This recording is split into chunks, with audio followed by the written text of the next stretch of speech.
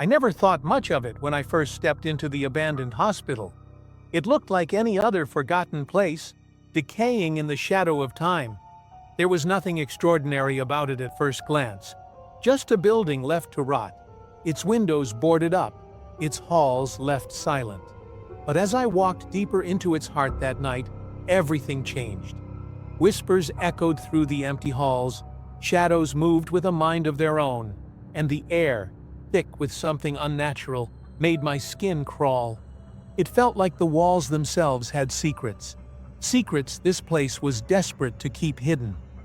Despite the dread creeping up my spine, I couldn't stop myself from exploring further.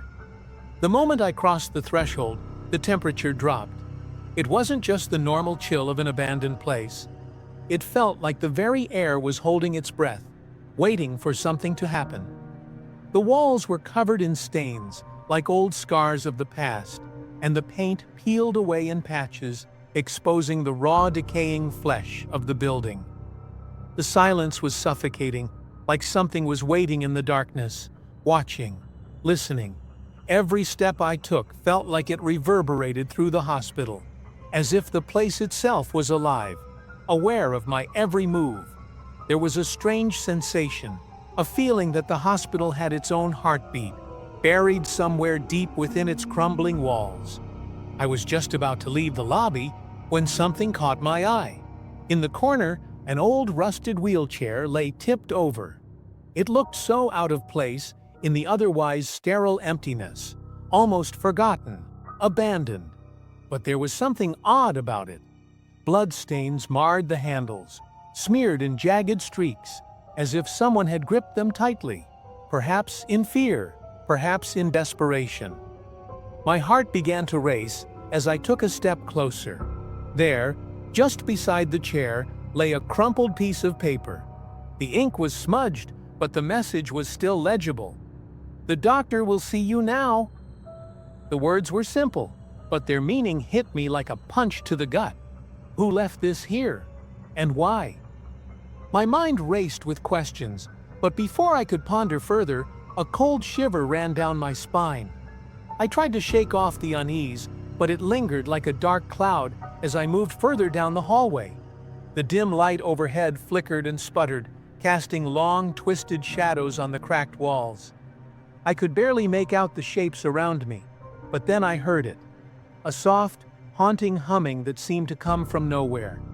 It was faint at first, like an old lullaby, but there was something off about it, something unsettling. I paused, listening, but there was no one in sight. The sound continued, growing louder, and just as I was about to turn and leave, I felt it. A cold hand, light as a whisper, grazed my shoulder. My heart stopped. I spun around, but there was no one there. The hallway stretched on, empty and silent. Only the faint, lingering scent of antiseptic filled the air, thick and suffocating. But who, or what, had touched me? That's when I saw her. At the far end of the hallway stood a figure. A nurse, her back turned to me. Her uniform was torn, hanging off her body in tatters, as though time itself had worn her down. Her hands clutched an old rusted clipboard, and as she slowly turned her head, my blood ran cold. Her eyes were hollow, dark pits where life once dwelled. They locked onto me, staring right through me, as though I wasn't even there. She didn't move, didn't speak. The only thing I could feel was the heavy, suffocating presence around her, telling me without words that I was no longer alone. I froze, unable to tear my gaze away. I knew, with sickening certainty, that I wasn't safe. Without warning, the lights above me flickered once more, then went out completely. The darkness swallowed the hallway whole. The humming grew louder, more frantic, as though it was closing in on me. My breath came in shallow gasps, but even as the cold crept into my bones, I couldn't bring myself to look away from her. She was gone, but I could feel her, just beyond the edge of my vision, lurking in the shadows. It was then that the doors began to slam shut, one after another, their noise deafening, the sound reverberating through the empty hallways. Panic set in, as I looked for any way out. Then, an eerie sound filled the air. Laughter, children's laughter. But it was distorted, warped, as if the sound was coming from every direction at once, echoing through the hospital. I felt the chill deepen in my bones. My heart raced as the realization set in. I wasn't exploring this place anymore. I was being hunted. I continued down the darkened hallway, my footsteps quickening as I searched for an escape, my mind struggling to make sense of what was happening. Then I stumbled across something unexpected. A hidden door, tucked away in a forgotten corner, barely noticeable beneath layers of dust and decay. I hesitated for a moment, but curiosity got the best of me, and I stepped inside. The room was small, its walls lined with faded documents and papers scattered across the floor. At the center of it all was an old, dusty patient log. The pages were yellowed with age, brittle to the touch. As I skimmed through the entries, I realized that these weren't just regular notes. They described unauthorized experiments conducted on patients, gruesome, twisted procedures carried out under the cover of darkness.